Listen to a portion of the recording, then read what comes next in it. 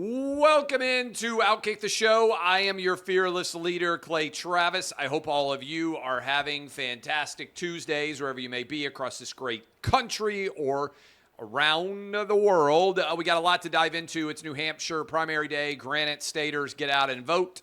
I believe we'll talk about what we expect the outcome to be there. Also, got a new head coach with Tennessee Titans. We'll talk some about the NFC and the AFC championship game. Also, the viewership that is absolutely insane for the NFL right now, why I think Alabama's new head coach, DeBoer, is not going to work out, and also Netflix and WWE, huge story there in terms of its overall impact. But we begin with the New Hampshire primary.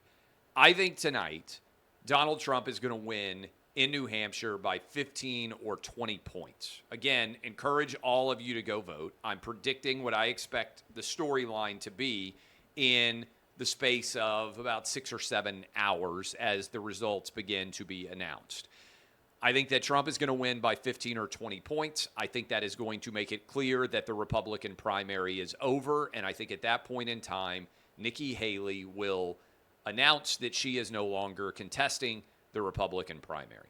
Why do I think that? Because I believe deep down Nikki Haley will look at the math, recognize that there is no pathway to her becoming the Republican nominee, and that with that in mind, she wants to preserve her viability for 2028. Maybe Trump considers her for his vice presidency. Maybe he doesn't. But regardless of how that exactly plays out, Nikki Haley wants to run in 2028. She's proven that she can raise lots of money. Many of her donors will line up behind her in 2028. And I don't believe she has the gumption, the chutzpah, to basically say, we're burning all the ships. This is my opportunity to be president of the United States. It will not come again where I am one of 2 finalists for the Republican nomination. Remember, 25 people probably are going to run in 2028. It's going to be hard to create space. It's going to be hard to get attention. And so as a result, I think Nikki Haley is going to find herself in a tough spot. And so she may decide that she will burn the boats and she will go after Trump aggressively, and she's going to run and spend tens of millions of dollars, raise as much money as she can, and go after Trump head-to-head across as many states as possible as we get ready for Super Tuesday. Super Tuesday will be March 5th in my state. And I've already told you, I will be voting for Donald Trump on March 5th in Tennessee. We're down to Donald Trump versus Nikki Haley. I think this race is over. I always tell you how I vote in a primary. I've told you that I would do that from the get-go. And I believe Nikki Haley will not be in the race by March 5th. But in the event that she decides to stay in and fight and potentially go after Trump, I think she would have to go after him in a nasty way. I think she would have to go after him in a way that could sabotage her ability to run effectively in 2028, because I think a lot of Trump voters would remember the negativity of her in 2024. And so I don't think she will be willing to do that. Now, maybe I'm wrong, and maybe she is willing to do basically burn the boats. I don't think that she will.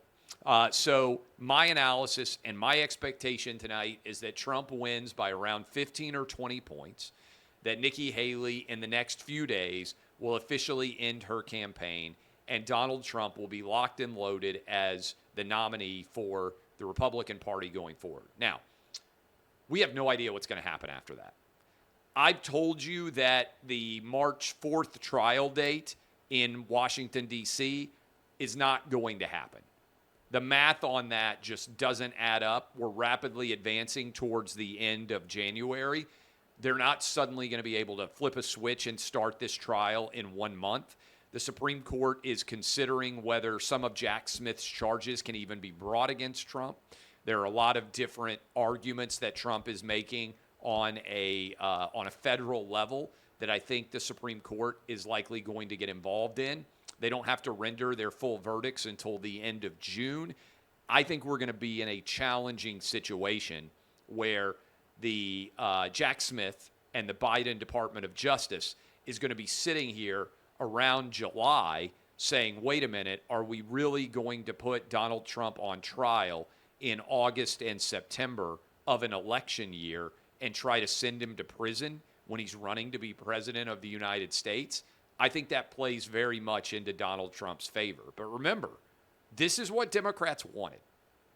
Democrats chose to bring charges against Donald Trump because they knew that that would strengthen him with the Republican base, but they believed that if they could get a felony conviction against him, that would help to ensure that Joe Biden was reelected.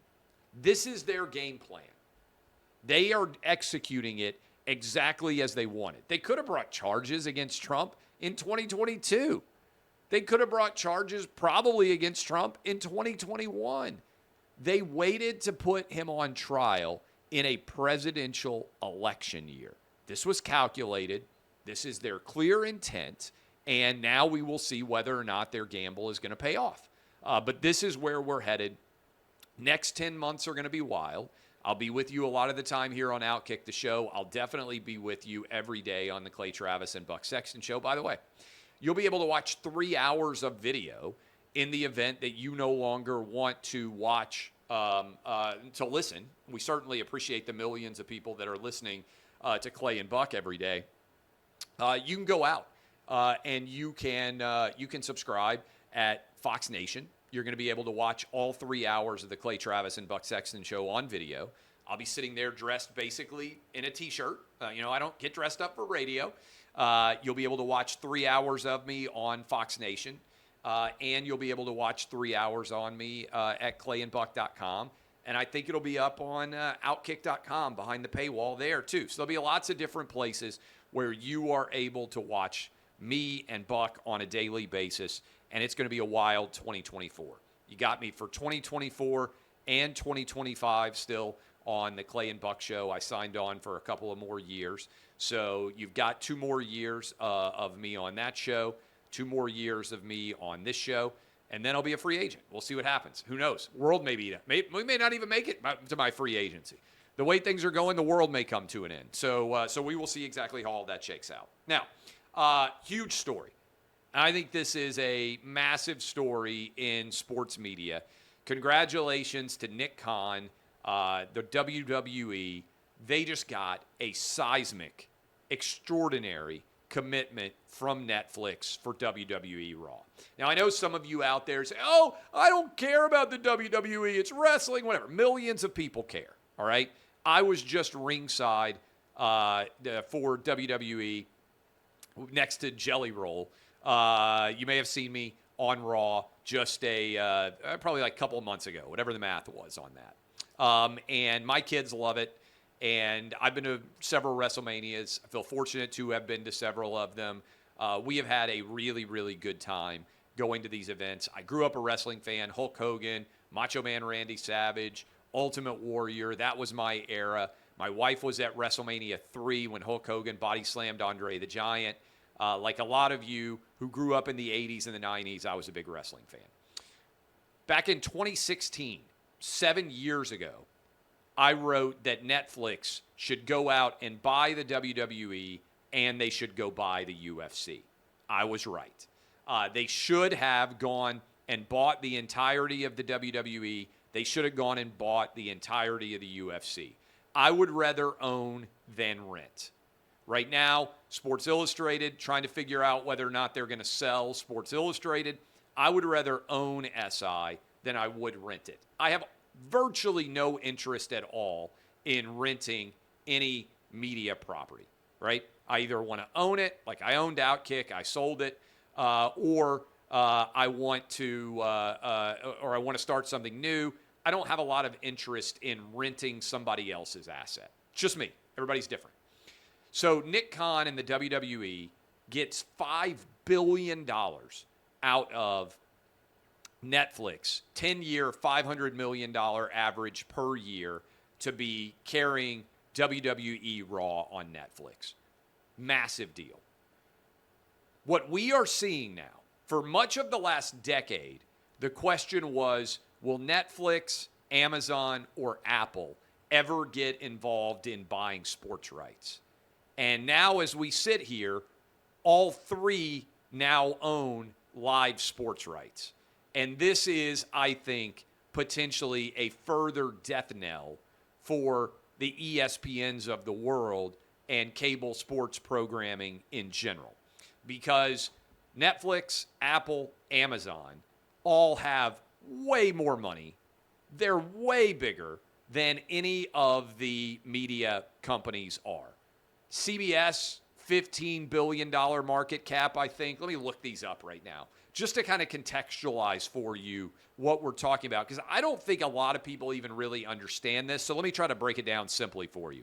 Okay, so, and I'm a shareholder in a bunch of these companies, so I'm not like taking shots at them, but Paramount Global is right now a $9 billion company.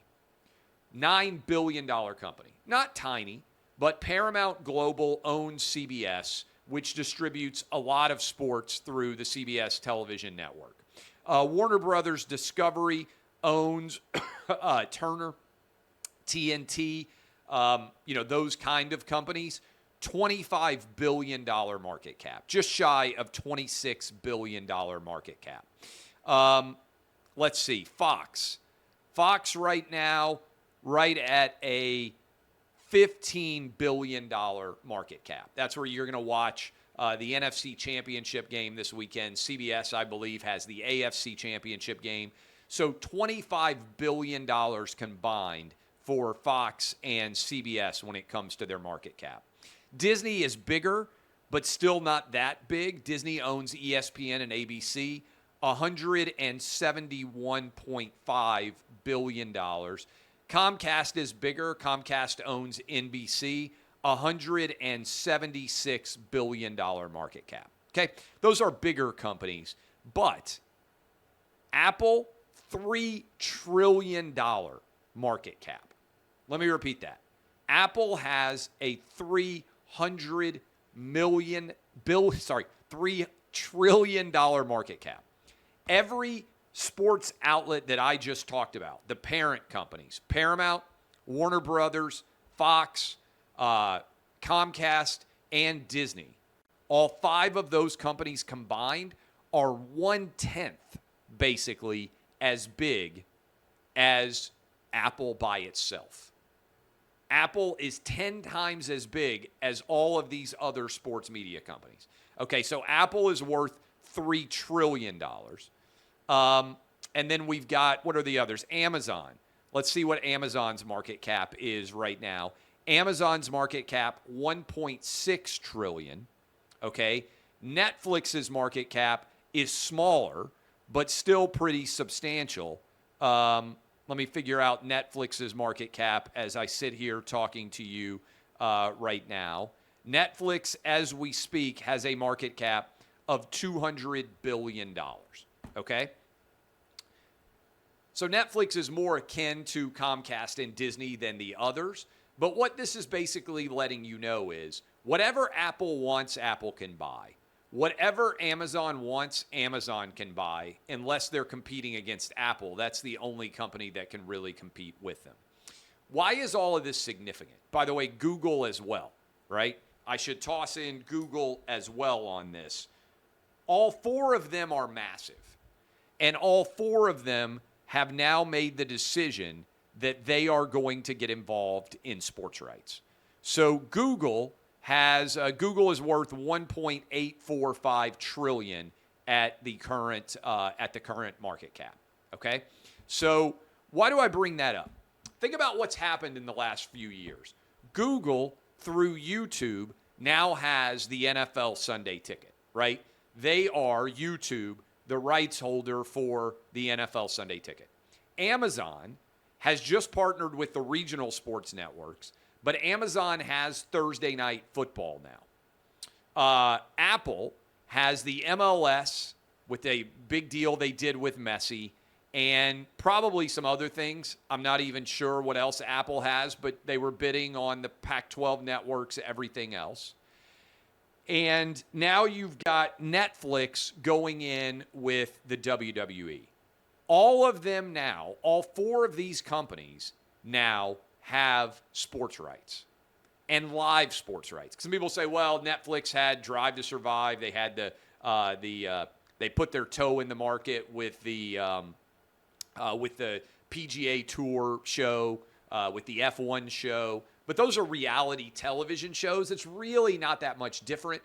To now take on live programming with Raw means that in the space of the past few years, Google, Apple, Amazon, and Netflix have all made a decision to step into the sports rights marketplace. And there's talk that they're going to get involved with the NBA going forward.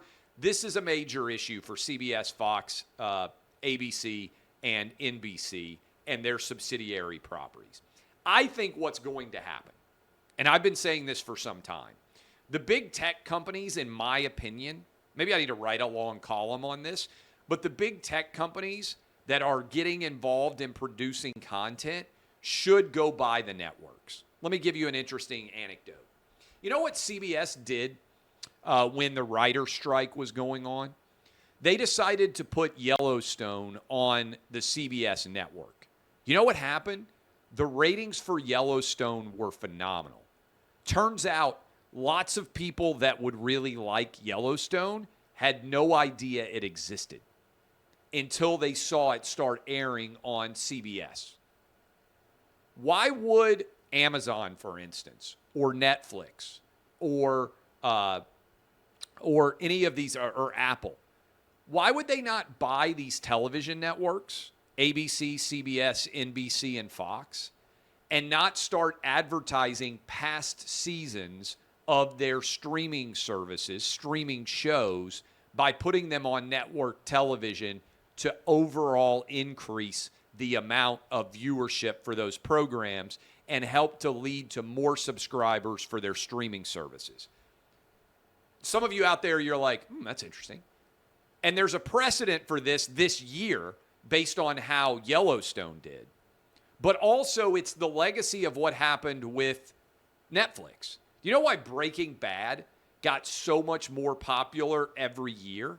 Because a lot of people caught up on Breaking Bad on Netflix, and then they watched it live on AMC as they were catching up with the seasons.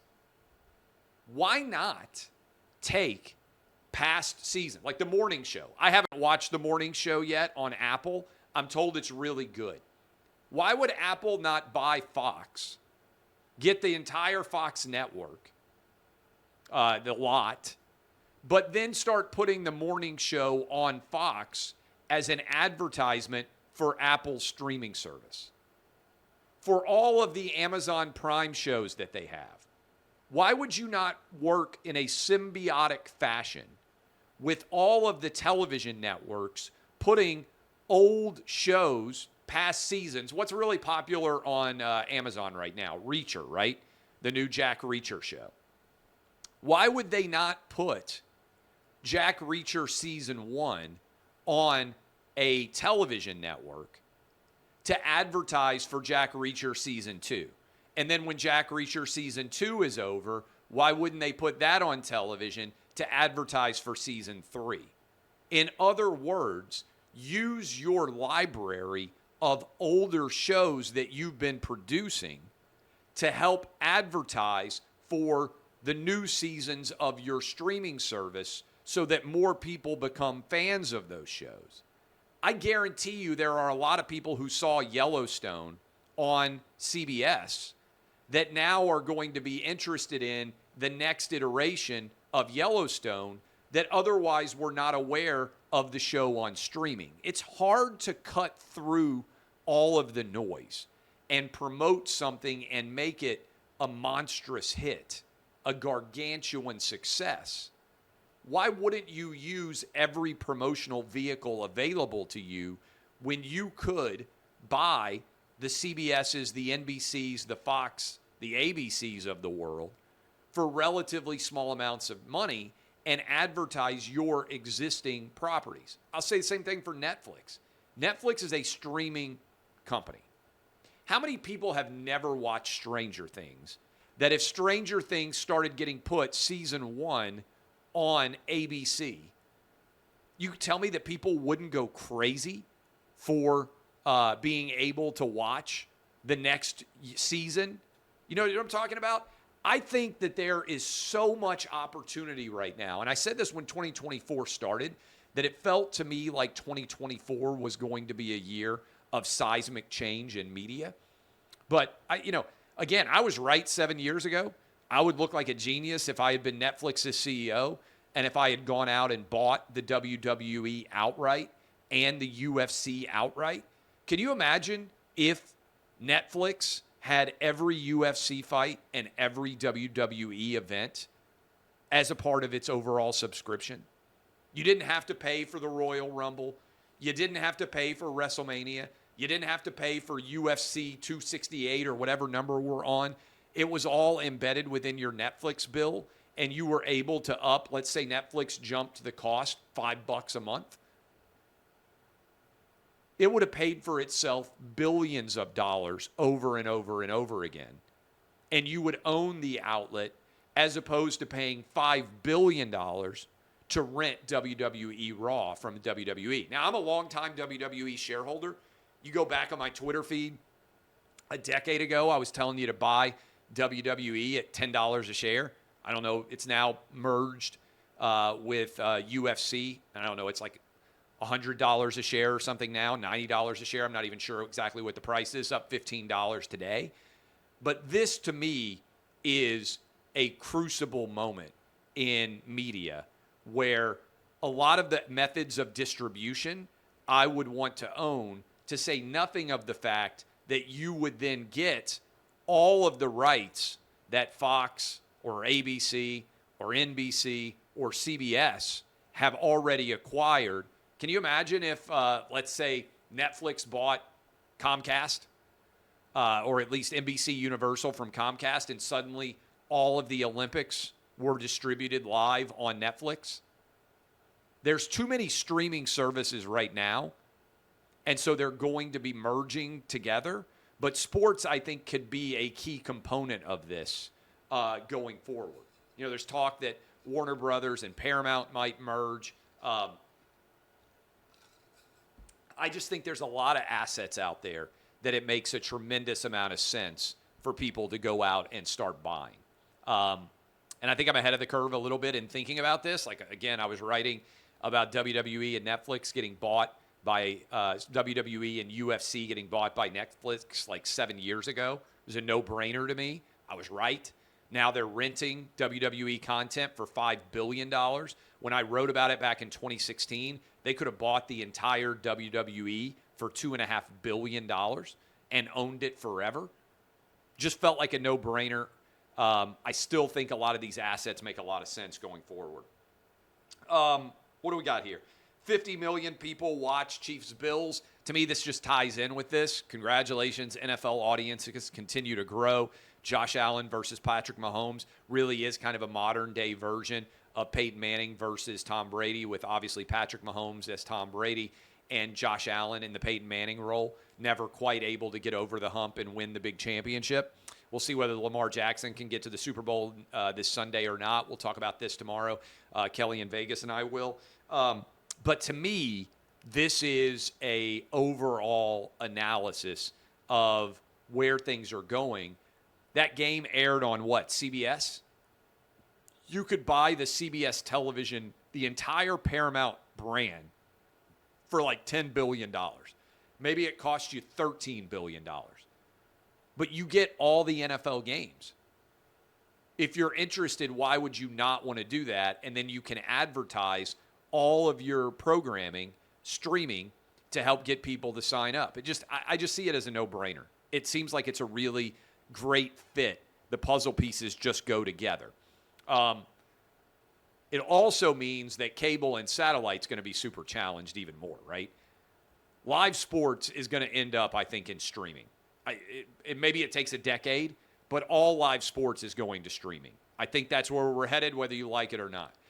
The only real outlier is going to be news, because I don't think, right now at least, Netflix or Amazon or Apple want to get involved in the actual news business. because I don't think they want to have to pick a side, right? I don't think they want to have to be in the goal of determining what's true and false. So I think like the Fox News, MSNBC, CNNs of the world are going to have really strong brands. The question of how they're distributed will be intriguing as the cable and satellite bundle continues to decline. But I do think the value of properties like the NFL is going to increase, and maybe the best way to unlock that value in the short term is to actually buy the television networks that already have the rights here. Or you can wait like a decade and just be able to pay way more for those rights than these other outlets are able to pay potentially. Okay, a couple of other thoughts. Titans have made a hire. They went and got Callahan, the Bengals offensive coordinator. A lot of people reacting, saying it's a great hire. 39-year-old offensive mind, had a lot of history and success. He's getting hired because of the success he had with Joe Burrow, but because Jake Browning came in and went 4-3, and because Callahan was able to have a lot of success with Jake Browning.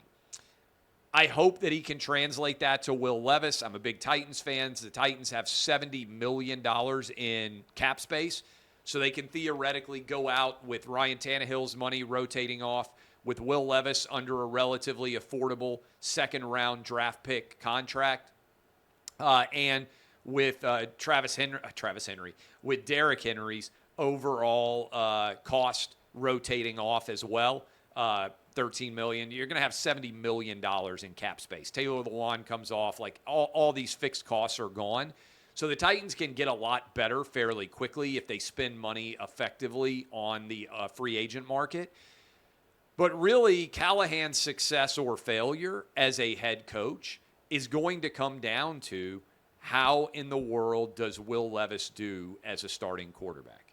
If Callahan can make Will Levis a top 10 caliber quarterback, top half even caliber quarterback, he will be employed for many years to come by the Tennessee Titans. If he can't, he's going to get fired.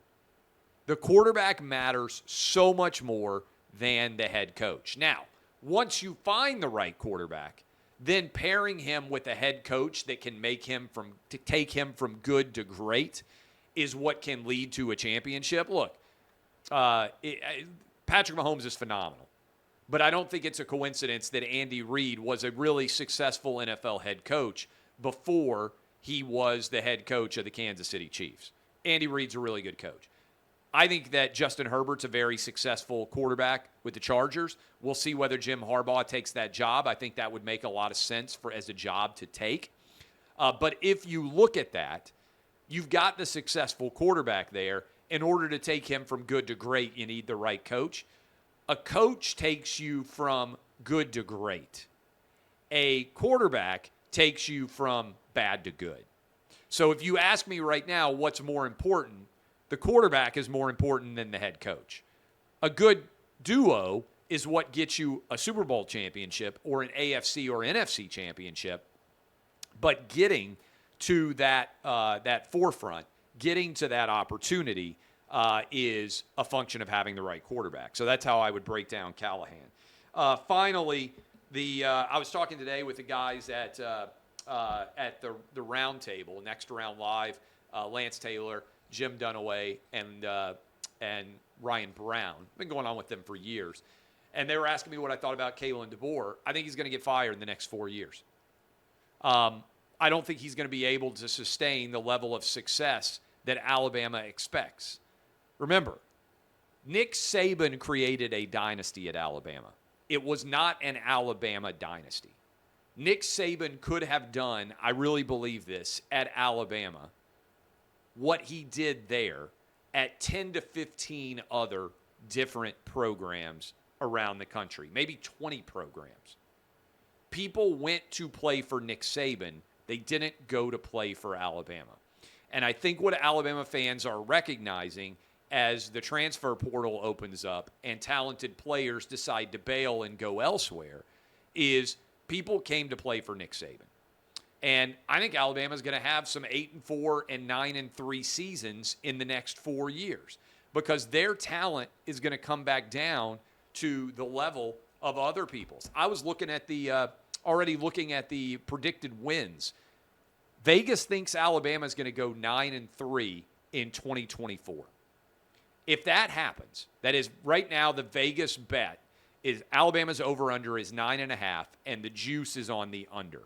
So esteemed gambling minds in Las Vegas, typically pretty good dudes at valuing overall teams, think that Alabama is going to go 9-3 in 2024.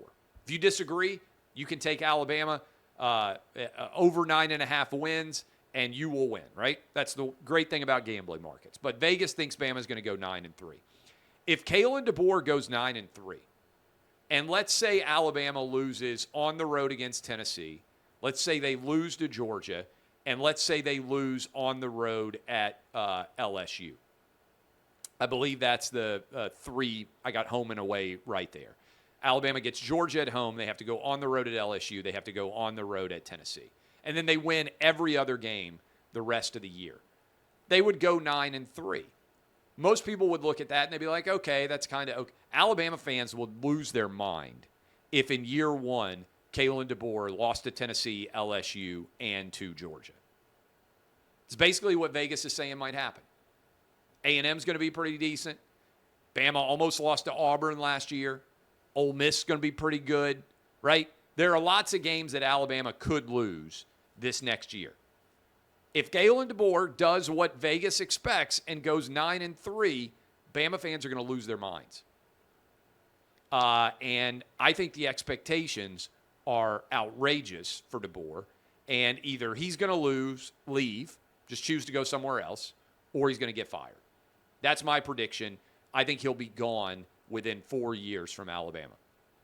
As we sit here on January 23rd, 2024. All right, I love all of you. See what happens tonight with the New Hampshire primary. I think the Republican primary is going to be over after tonight. I think Trump's going to win by 15 or 20, but we'll see. React to that tomorrow. Appreciate all of you hanging out with us. Tomorrow we'll have Kelly and I 1-5. We had a lot of the same picks. We got absolutely roasted in our gambling picks. What happens when we agree on all these? Did not go well. We'll have a OutKick gambling special tomorrow as well. Love all of you. DBAP unless you need to SBAP. This has been OutKick the show. I am Clay Travis. I hope all of you have fantastic Tuesday nights.